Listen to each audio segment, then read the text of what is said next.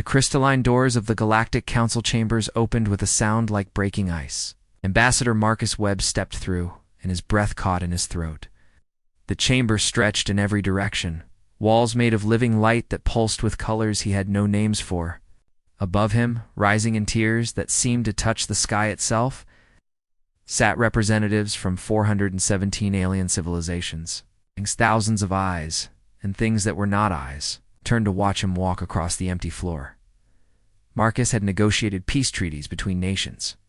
He had stood before world leaders and spoken with confidence. But nothing in his life had prepared him for this moment.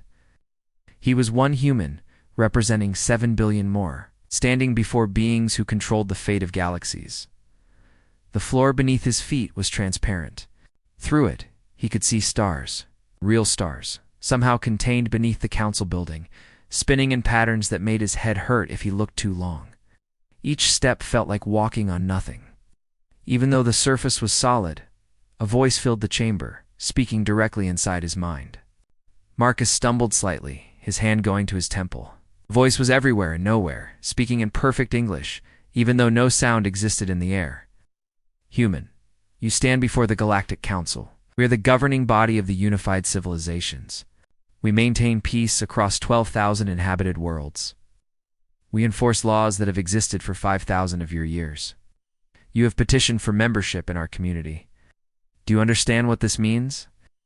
Marcus found his voice, though it sounded small in the vast space. I understand. Humanity seeks to join the galactic community as equals. We wish to learn from you, and we hope to contribute to the greater good of all species. Something that looked like flowing energy contained in a magnetic field descended from the high tiers. The Vrin Magistrate, they had called it in the briefing documents. A being of pure thought, given form through technology, humans could barely comprehend. Your species is young, the magistrate said. His voice was different from the earlier one. Carrying weight and authority that pressed against Marcus's like physical force. You discovered faster than light travel only 6 months ago. You made first contact with our scout vessels only 3 months past. You know nothing of galactic civilization, galactic law, or galactic culture. Why should we accept you? Marcus had prepared for this question. He had studied the answer, practiced it, refined it with Earth's best diplomats and scientists.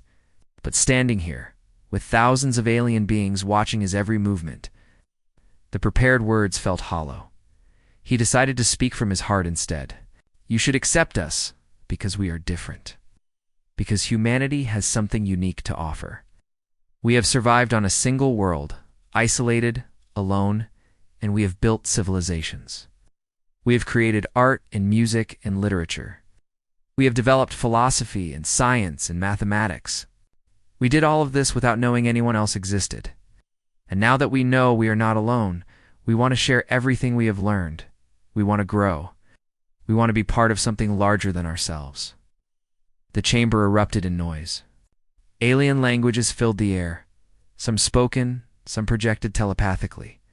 Some expressed through color changes and pheromone releases.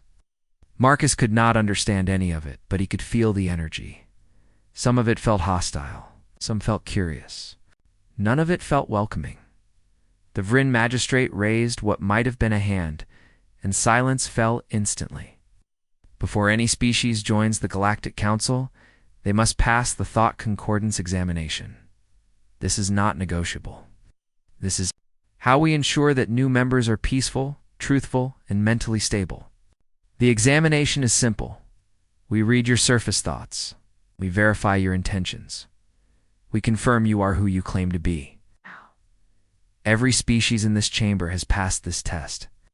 5,000 years, 42,000 species examined. One has ever failed. Marcus felt his pulse quicken.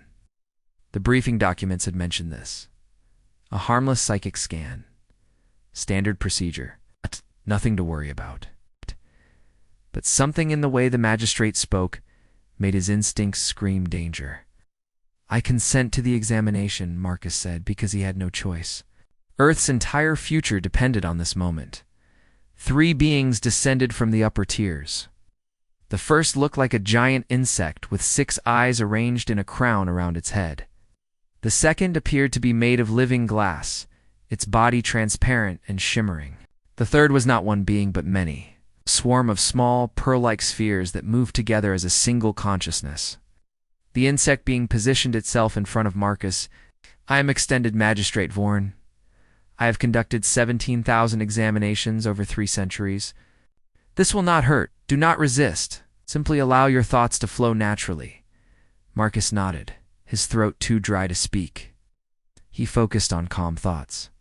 His daughter Emma back on Earth, the blue oceans of his home planet, the hope that humanity could find its place among the stars. Magistrate Vorn's middle eyes began to glow with soft purple light. The chamber fell absolutely silent. 12,000 beings watched, then Vorn screamed. It was not a sound any creature should be able to make. The magistrate's eyes flared white, then went completely dark. Silver fluid began leaking from all 6 eyes. The being stumbled backward, its body convulsing, making sounds like electronic static mixed with agony. The other 2 examiners rushed forward to catch Vorn before he collapsed completely. The glass being turned its attention to Marcus, its body shifting through rapid color changes. "What did you do?" it demanded. "What defensive mechanism is in your mind?" "Nothing." Marcus raised his hands, genuinely terrified. "I did nothing. I just stood here. I swear I didn't feel anything." The pearl swarm vibrated with what might have been anger or fear. Impossible.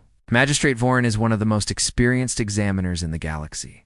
His mind is disciplined beyond measure. See, something in your consciousness attacked him. "I didn't attack anyone. I don't even know how."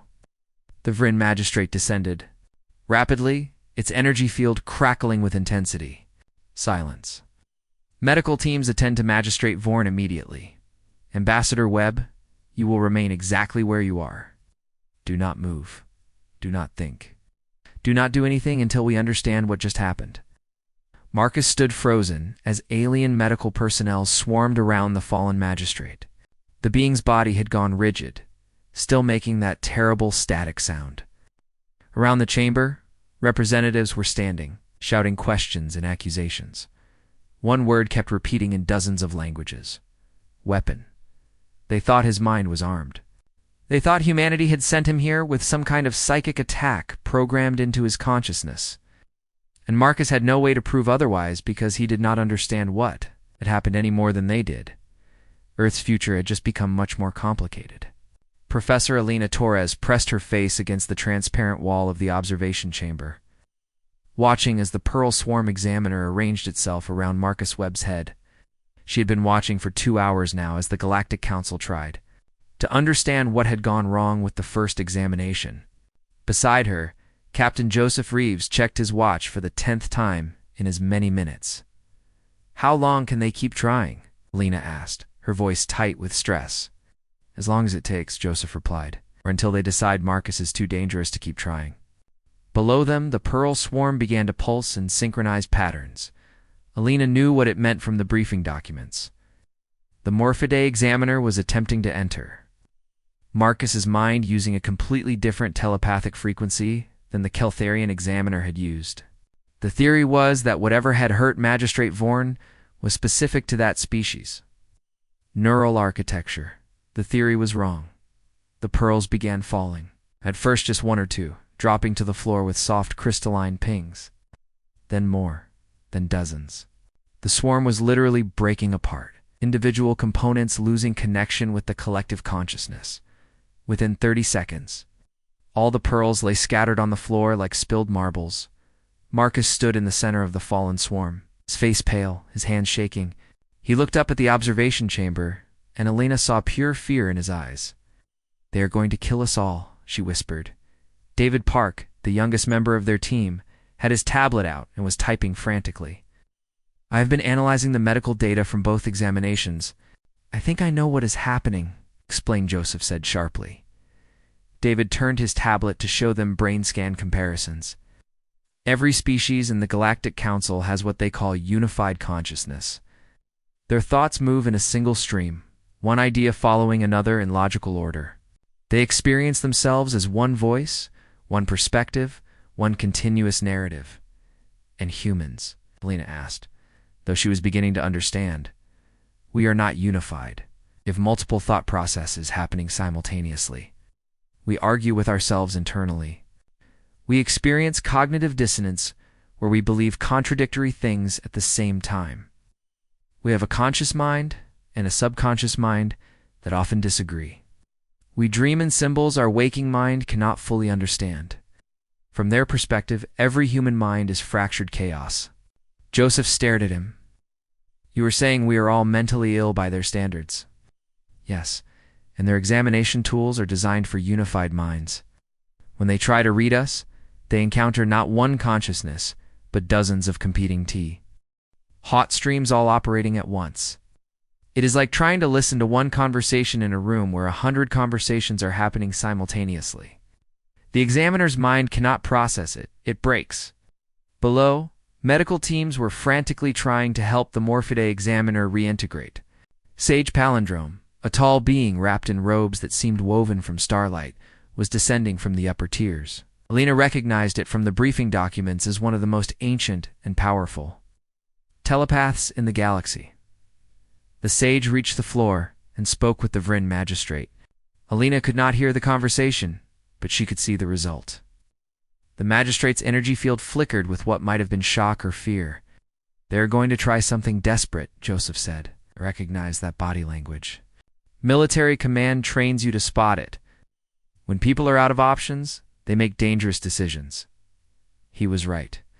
Sage Palindrome approached Marcus, and even from the observation chamber, Alina could see Marcus take a step back. Words were exchanged. Marcus shook his head. More words. Marcus closed his eyes, his shoulders slumping in defeat. Then the sage reached out and touched Marcus's temple with one long finger. Marcus's body went rigid instantly. His eyes flew open but did not see. His mouth moved silently, forming words that made no sound. Around him, reality itself began to distort. The air bent like light through water. Images flickered in and out of existence. A street, an ocean, a bedroom, a battlefield. All overlapping, all impossible. Sage Palindrome began to tremble, then shake, then convulse. The sage's robes started tearing themselves apart, the starlight fabric unraveling into component photons that scattered like frightened birds. The being fell to its knees, hands clutching its head, screaming in a voice that climbed into frequencies that made the crystalline walls crack. Impossible, the sage howled. So many voices, so many different thoughts, all contradicting, all competing. How do you exist like this? How do you live with this chaos? Lena ran for the door of the observation chamber. Joseph and David followed. They burst onto the main floor just as reality snapped back to normal. Marcus swayed but remained standing. Sage Palindrome collapsed completely, curling into a ball, speaking rapidly in a language the chamber's translators could not parse. The Vryn magistrate descended, keeping its distance from Marcus this time. Ambassador Webb, 3 of our most powerful telepaths now require emergency care. 2 may never fully recover. You will explain what you did to them. Now, I did nothing. Marcus's voice cracked. I stood here. I let them try to read my mind. I did not attack them. I did not defend. I just existed. If that is a weapon, then every human alive is armed, and none of us know it. The chamber erupted in chaos. Representatives shouted in hundreds of languages. Security drones materialized, their weapons charging. The word quarantine echoed through the space, so did the word sterilization. Alina reached Marcus and grabbed his arm. We need to get you out of here. There is nowhere to go, Marcus replied quietly. We are 200 light years from Earth on a station controlled by beings who think we are walking weapons. Magistrate Vorn appeared on a viewing screen, his eyes bandaged, but his voice steady. The human is correct. His mind did not attack. It simply exists in a state that our telepathy cannot process. Imagine trying to read a book where every page contains 1,000 different stories, all written simultaneously, all contradicting each other. That is human consciousness, not hostile. Just impossible. The Vryn magistrate's energy field pulsed rapidly. Then how do we verify their intentions? How do we ensure they are truthful? How do we trust them at all? Cannot, Vorn replied. not through telepathy. Humans are immune to our primary method of verification. From our perspective, they are completely unreadable. They could be lying about everything and we would never know. Silence that followed was worse than the chaos had been. Alina watched as the implications spread through the chamber, like ripples in water. An unreadable species. A species that could not be verified. A species that could hide any intention, any plan, any threat. They are going to vote to destroy us, David whispered. But Joseph was watching a different part of the chamber, where a group of representatives had clustered together. Their expressions were not fearful. They were calculating. Joseph said, "Some of them are thinking about what it means to have a species that cannot be read in a civilization built on telepathy." "What does that mean?" Alina asked. "It means we just became either the most dangerous thing in the galaxy or the most valuable. Possibly both." Marcus Webb sat alone in the holding cell, replaying the day's events in his mind. 3 telepaths broken, the Galactic Council in chaos, Earth's entire future hanging by a thread. And all because human consciousness was too messy for alien minds to comprehend. He had been sitting here for 4 hours when the wall suddenly shimmered and became transparent. On the other side stood an alien he had not seen before. It had skin that shifted between colors like oil on water, and too many eyes that all moved independently. The being stepped closer to the transparent barrier. "Ambassador Webb, I am Counselor Thane of the Orium Confederacy. I have a proposal that could save your species." Marcus approached the wall cautiously. "I was told no private conversations were permitted during deliberations." "They are not. I should tell you how seriously I take this matter. The vote is deadlocked. 43% favor quarantine, 38% favor observation, 15% favor what they politely call containment with prejudice." "Sterilization," Marcus said flatly. "Yes, but I see a different possibility. Your species is immune to telepathic examination. In 5,000 years, this has never occurred. Do you understand what that means? It means we are unpredictable. It means you are invaluable."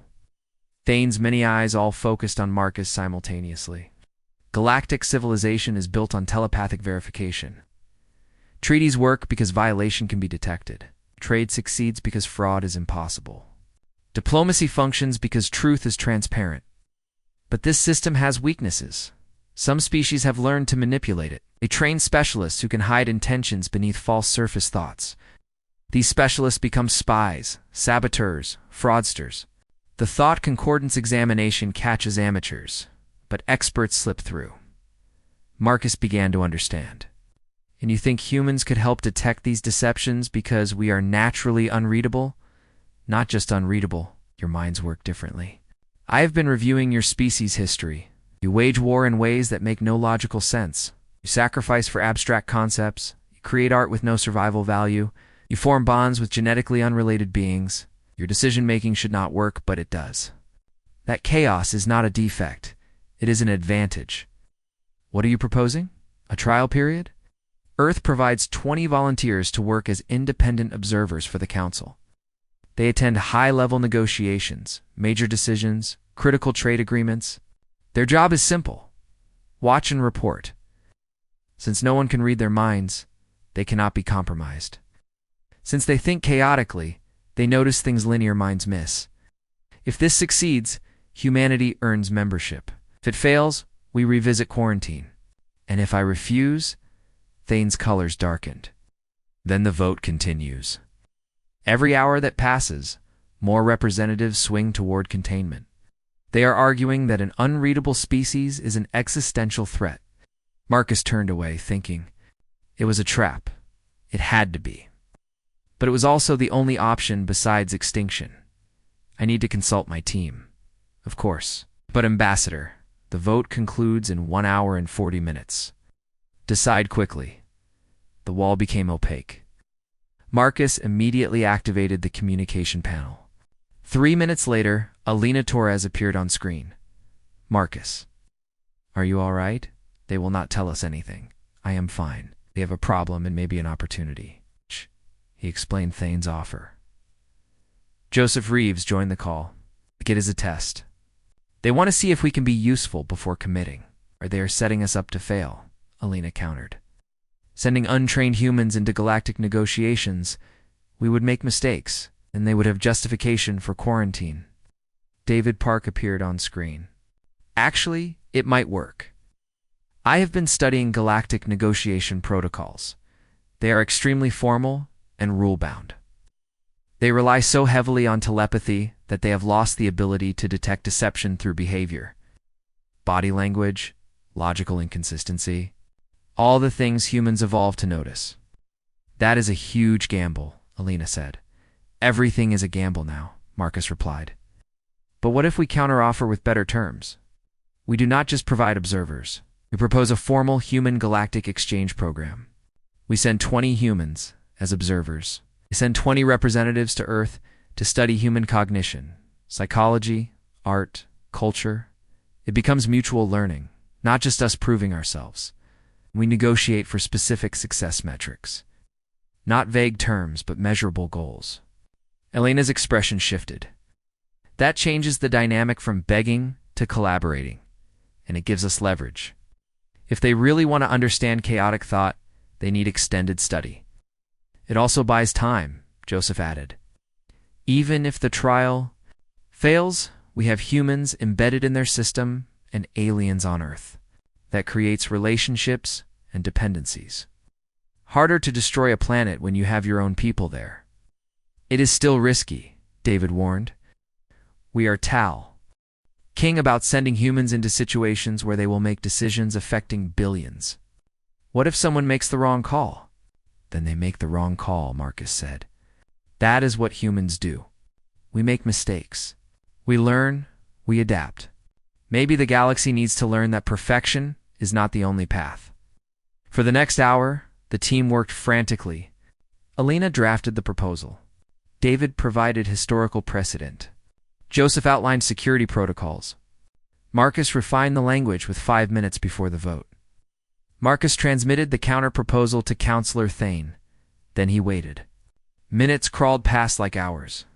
Marcus imagined the council chamber, hundreds of species debating humanity's fate. He thought about Earth, about billions of people who had no idea how close they were to extinction. The communication panel chimed. The Vryn magistrate appeared on screen, not Thane. Ambassador Webb, your counter-proposal has been reviewed. The council finds it intriguing. The vote has been delayed. Counselor Thane is presenting your proposal now. However, there is one additional requirement. Marcus felt his stomach drop. What requirement? The council wants a demonstration. Tomorrow, there will be a negotiation between 2 member species regarding a disputed mining claim. One species is lying about a critical detail. Your task is to identify which one and what they are lying about. If you succeed, the exchange program is approved. If you fail, quarantine. Or worse, I accept. But I want my full team present, all 4 of us. If you want to see what humans can do, let us work as we actually work. As a group, the magistrate's energy field pulsed. Agreed.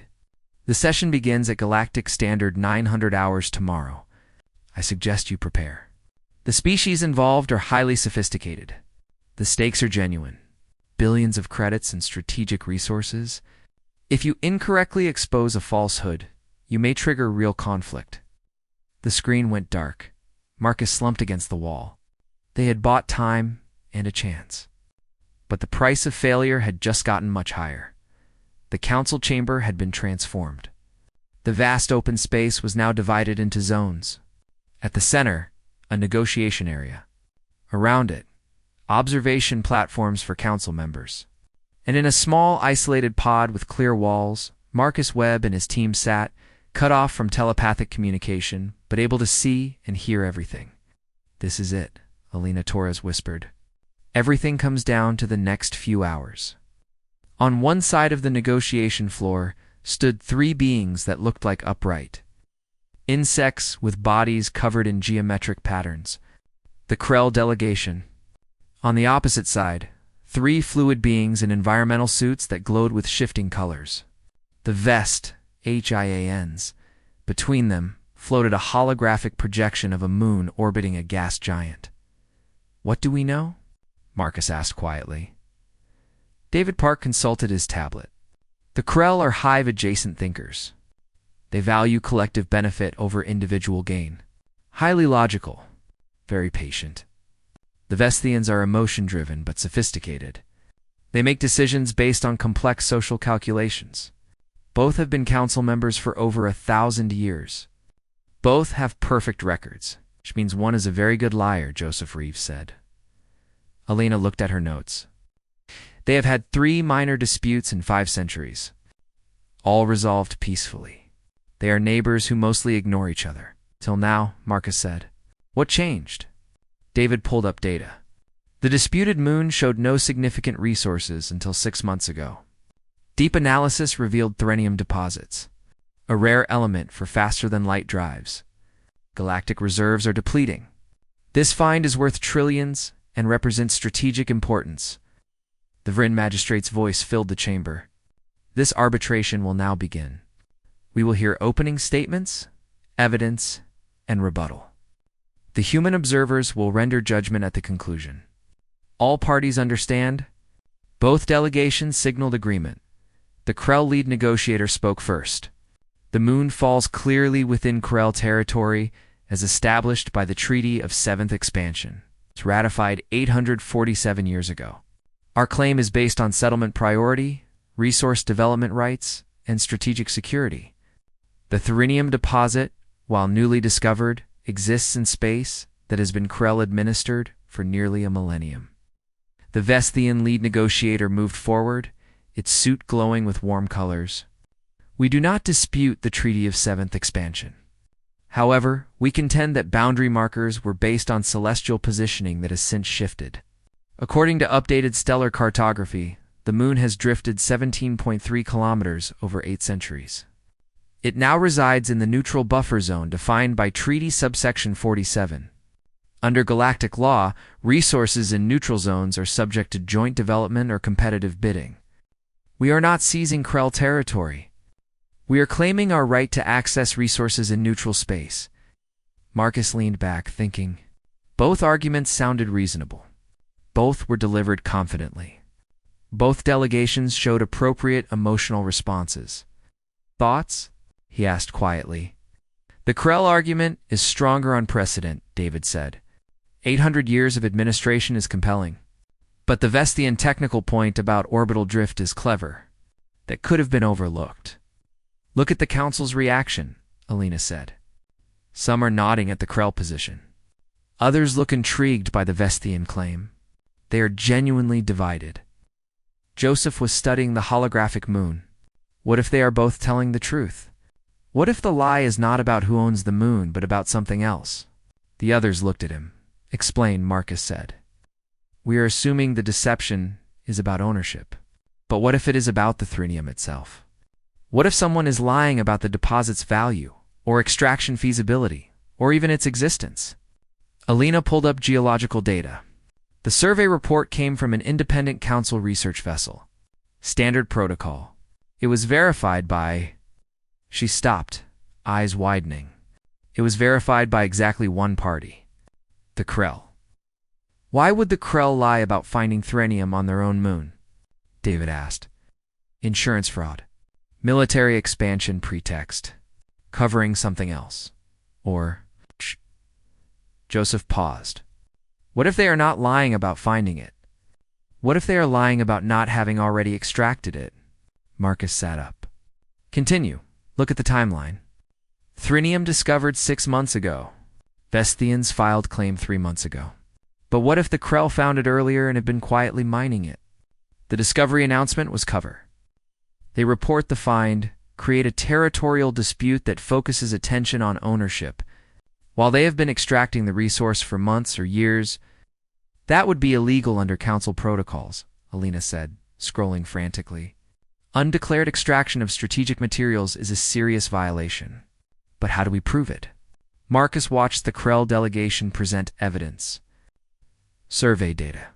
Territorial maps. Historical documents. They moved with absolute confidence. Their argument was flawless. Too flawless. David, you mentioned the Krell are hive-adjacent thinkers. What does that mean for behavior under stress? They are extremely good at maintaining composure. Deception requires coordination. They would have practiced extensively. We will not catch them in contradictions. But we are not telepaths, Marcus said slowly. We do not need to catch them lying with thoughts. We need to catch them lying with actions. Joseph, can you analyze that survey data for tampering? Joseph enlarged the holographic display. The file looks clean, but ... wait. Look at these core sample markers. They indicate drilling sites. Standard procedure is drilling in a grid pattern to map deposit extent, and Alina prompted. These are not in a grid. They are concentrated in 3 specific locations. The optimal extraction points for maximum yield with minimum effort. These are not survey samples. These are mining operation sites. Marcus felt his pulse quicken. Can you prove it? Not directly. But I can point out the inconsistency and ask them to explain why their survey team used mining extraction patterns instead of standard methodology. The Vestians finished their rebuttal.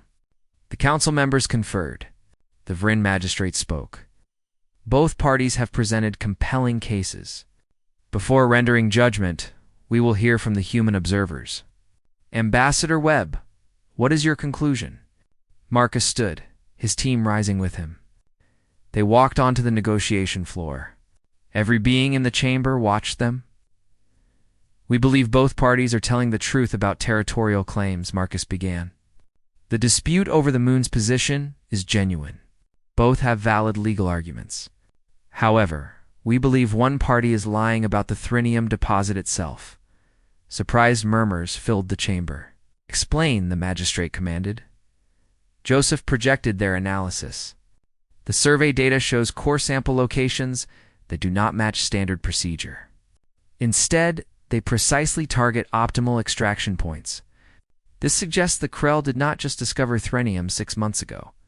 They have been mining it covertly prior to the announcement. The Krell delegation's geometric patterns flashed rapidly. The lead negotiator's voice sharpened. This is absurd speculation.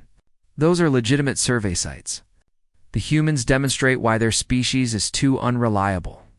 They see conspiracies in standard procedure. Then you will have no objection to an independent audit, Marcus replied calmly. If the deposit is intact as your survey claims, an audit proves we are wrong. If the deposit is depleted or shows prior extraction that indicates deception, silence fell over the chamber. The magistrate's energy field pulsed.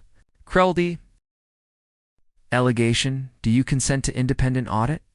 The 3 Krells stood motionless. Their patterns stopped changing. For a long moment, nothing happened. Then the lead negotiator's body suddenly flashed a pattern that made council members gasp. The humans are correct, the Krell said quietly. We have been conducting covert extraction for 14 months.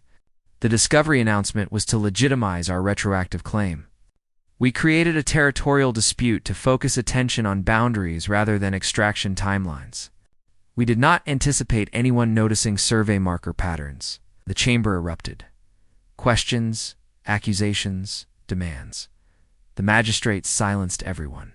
Krell delegation, you confessed to illegal extraction, falsified data, and attempted council deception. You face immediate sanction. Full restitution to the Vestians. Temporary suspension of mining rights. The Krell accepted without protest. The magistrate turned to Marcus. Ambassador Webb, you succeeded in detecting deception our telepathy missed. You used reasoning entirely foreign to our methods. Behavioral evidence. Logical inconsistency. Physical patterns. What you lack in telepathic clarity, you compensate with analytical chaos. Marcus felt the weight of the moment.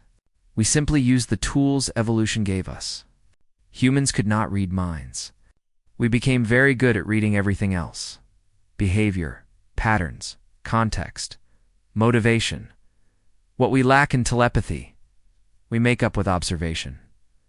Counselor Thane, your assessment, the magistrate asked. Thane stepped forward. The humans proved their value. I recommend immediate approval of the Human Galactic Exchange Program.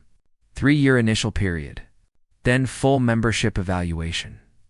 Objections? The magistrate asked. Silence, then it is decided. Humanity is granted provisional membership, pending successful exchange program completion. Ambassador Webb, return to Earth and select 20 representatives. Welcome, humans, to a larger universe. The chamber erupted in celebration across hundreds of species, but Marcus noticed something troubling. In the highest tier, a small group had not joined the celebration. They watched the humans with calculating expressions. Alina noticed his concern. What is wrong? We won. We won this round, Marcus said quietly. But we just made ourselves very interesting to dangerous people. People who do not like beings they cannot control. They had saved humanity, but they had also made humanity a target. The real challenges were just beginning. HRE months passed. The exchange program was underway. 20 human observers worked in various council departments. 20 alien representatives studied on Earth. Cultural exchange was proceeding well. Humanity was learning galactic civilization. The galaxy was discovering that chaos could be productive. But Marcus Webb had not slept well since the trial. He stood in his new office overlooking the council diplomatic quarter, watching ships arrive and depart. His title was Human Liaison to the Council. He attended endless meetings, mediated misunderstandings, and navigated political waters deeper than Earth had prepared him for. The communication panel chimed. Alina Torres appeared, looking worried. Marcus, we have a problem. 3 human observers reported the same thing independently. Various species are approaching them with job offers, partnerships, private contracts. That is not necessarily bad, Marcus said. Though his instincts disagreed, it is not the recruitment that worries me. It is who is doing it and what they are offering. She transmitted a file. Read this. Marcus opened the file and felt cold. 3 different species had approached human observers with remarkably similar offers. High-paying positions as strategic consultants for sensitive negotiations. Astronomical compensation. Deliberately vague job descriptions. All 3 species were on the council watch list for suspected illegal activities. They are trying to hire human lie detectors, Marcus said flatly. They want us to help them cheat the system. Worse than that. Lena's expression was grim. I compared notes with David. The alien representatives on Earth are not just studying our culture. They are conducting cognitive experiments, testing how humans react to stimuli, mapping decision-making patterns, analyzing our chaos. They're trying to learn how to read us, Marcus realized, or at least predict us, which defeats our immunity to telepathy. If they develop a behavioral model of human thought, we lose our advantage. Marcus turned from the window, thinking rapidly. Where is David now? Archives. Researching historical precedents. And Joseph. Leading security assessment of our observers. He worries about infiltration. Could keep me updated on anything unusual. The lights in his office suddenly died. Emergency systems activated, bathing everything in red light. Alarms wailed throughout the building. Marcus's panel displayed a priority alert. Security breach. Unauthorized telepathic intrusion detected. All personnel shelter in place. Alina, what is happening? Her image broke up with static. I do not know. The telepathic network is going haywire, like someone is shouting loud enough to drown everything else. Then Marcus felt it. Pressure against his mind. Not gentle like examinations. Forceful, invasive, painful. Someone was trying to break into his consciousness through brute force. They were failing. But the attempt caused feedback affecting every telepathic being in the building. It is targeted at humans, Marcus realized. Someone is using our immunity against the Council. They knew forcing into a human mind would create backlash across the telepathic network. Why would they do that? The answer became clear as chaos erupted throughout the building. Telepathic beings collapsed. Security systems failed. Doors sealed randomly or opened without control. It is a coup, Marcus said, or theft, or assassination. Someone is using us as weapons to disable Council defenses. His door burst open. Joseph Reeves appeared, breathing hard, carrying an alien weapon. We need to move now. Someone is breaching the secure vault with sensitive intelligence. If they succeed, they will have secrets from every member species. Information that could destabilize the entire galactic structure. Can you get to the vault? 15 levels down through lockdown areas. Can you or not? Marcus grabbed his emergency kit. I can try. But Joseph, if someone is using human immunity to break council systems, they have been studying us.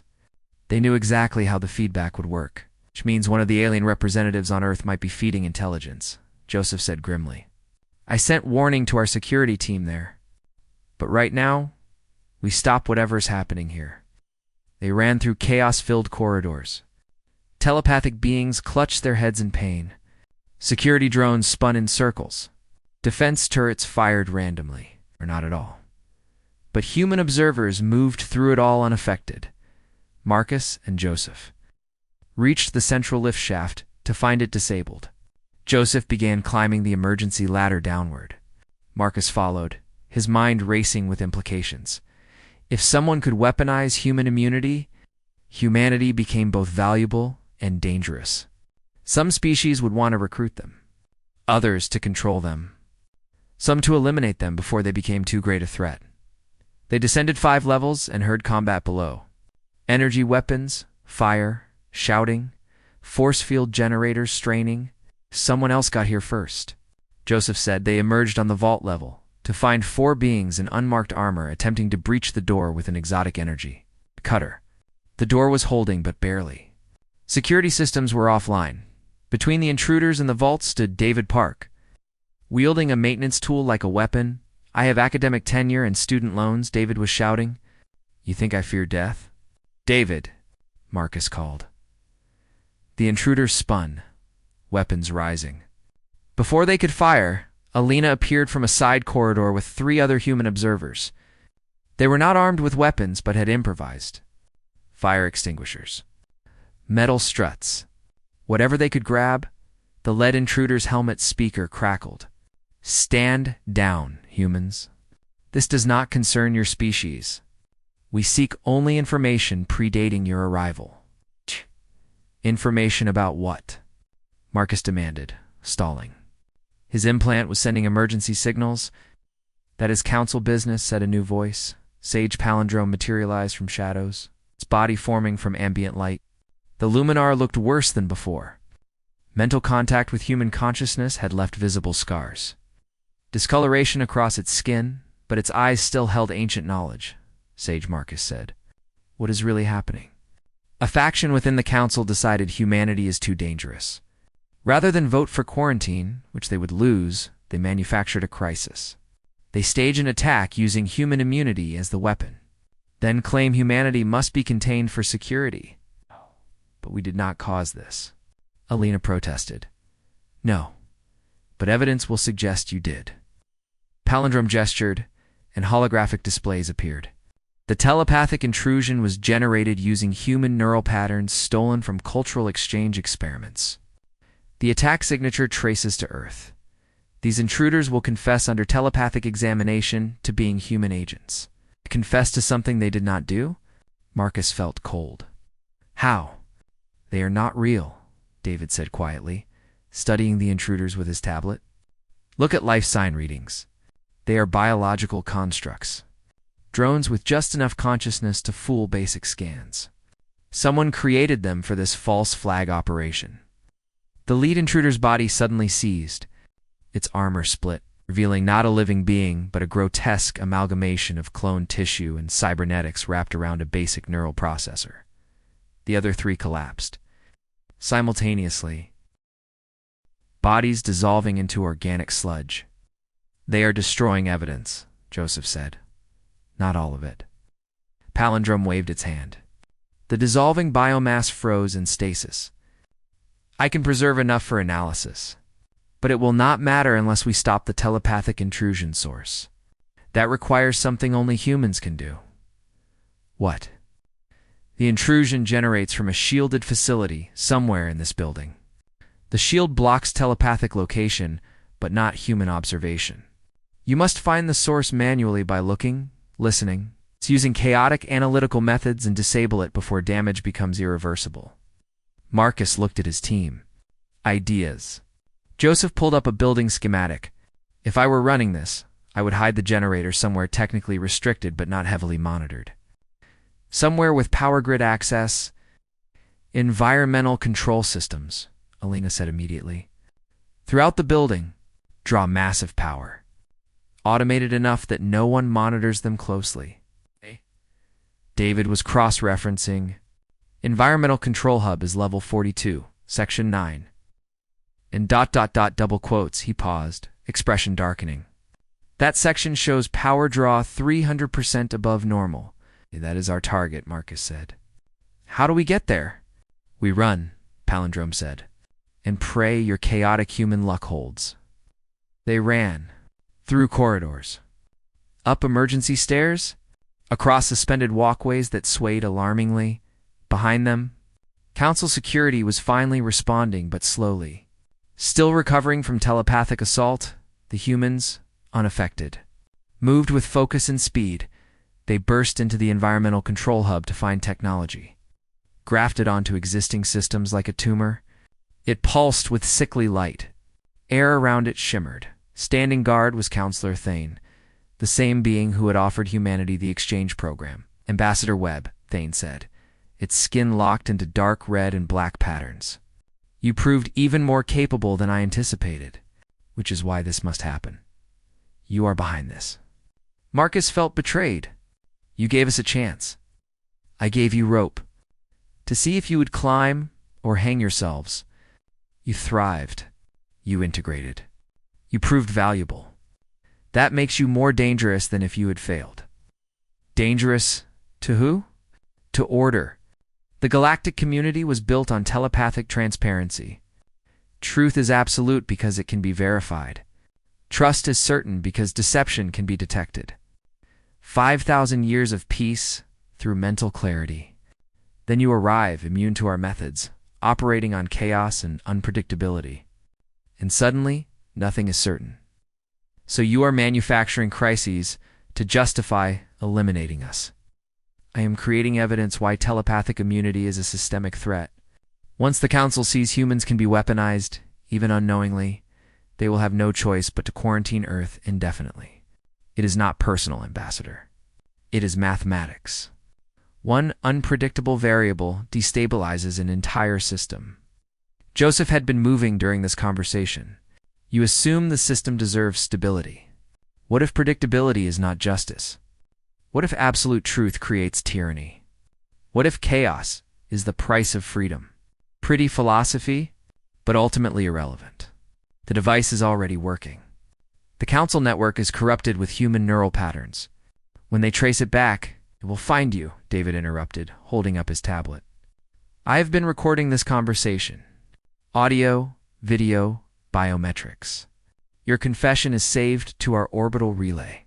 If anything happens to us, it automatically broadcasts to Earth and every Council species. Thane's colors shifted rapidly, settling on something between respect and rage. Clever, but it changes nothing. Even if you expose me, the damage is done. The Council will see someone manipulated human immunity and conclude quarantine is the only safe response. Or, Marcus said slowly, they will conclude the real threat is not humanity's immunity, but beings like you, who would exploit any tool to maintain control. You are not protecting stability. You are protecting your own power. Sage Palindrome's voice came from behind. Counselor Thane, you made a critical error. You assumed humans operate as individuals, pursuing chaotic paths. You failed to understand that human chaos can synchronize. They call it cooperation, community, choosing to work together despite having no telepathic compulsion. Which means Alina added, while you were framing us, we were building relationships. With Council members who believe in the program, with species who see value in diversity rather than threat in difference, with beings who understand safety through conformity is just stagnation. Thane moved toward the device. But David was faster. Throwing his tablet at the core, the tablet, loaded with human neural patterns from research, hit the device's reception port. The device designed to broadcast corrupted human patterns. Instead, received actual human cognitive chaos. It could not process the contradiction. The device screamed in both physical and telepathic space, then exploded in sparks and melting metal. The telepathic intrusion ended instantly. Throughout the building, beings gasped as pressure lifted. Security came online. Order began restoring. Counselor Thane stood amid wreckage. "You won this," Thane said quietly. "But there are others who think like me. Others who see your species as a threat. Today's failure will only make them more careful." "Then we will be ready," Marcus said. "Because that is what humans do. We adapt. We survive. We face threats with chaos and creativity and cooperation. If there are beings who cannot accept that, who need absolute control and perfect prediction, then maybe their system needs to change, not us." Council security arrived. Taking Thane into custody, hours later, in a secure conference room, Marcus finally allowed himself to feel exhaustion. "We almost lost everything today," he said. "But we did not," Alina countered. "Because we did what makes us human. We improvised. We cooperated. We turned weakness into strength." "There will be others, though," David said. "Species who see us as threats or tools or problems." Joseph nodded, "which means Earth needs preparation. Not just for diplomacy, but for the reality that we are part of a larger, more complicated universe, where some will help us, some will use us, and some will try to eliminate us." Marcus looked at each team member. "Then we make sure humanity is ready. We expand the program. We train more humans. We build relationships with species sharing our values. And we stay vigilant. And we never forget," Alina added, "that being unpredictable is not a flaw. It is our superpower."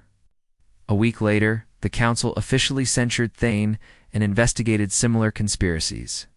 3 major species pledged support for humanity. The exchange program expanded to 50 participants. Earth governments established unified planetary defense. Not weapons, but systems to navigate interstellar politics without losing identity or freedom. Marcus stood on the observation deck, watching ships from 100 worlds. Thinking about his daughter Emma, back on Earth. She would grow up in a universe full of wonders and dangers equally, where humans were no longer alone, isolated, or safe behind ignorance, but also full of possibilities, where chaos could be strength, where unpredictability meant freedom. He sent a message home. "Tell Emma I will be back soon. When I return, I have stories about strange and wonderful beings who share this galaxy, about challenges we will face, about how humanity proved that sometimes the best way to survive in a universe of order is to embrace the chaos that makes us who we are." The message crossed 200 light-years in heartbeats. On Earth, billions continued daily lives, now knowing they were part of something larger. In council chambers above, representatives from hundreds of species debated, negotiated, and slowly learned that predictability was not the only path to peace. Sometimes chaos worked just fine. Retriclod can make mistakes. Please double-check responses.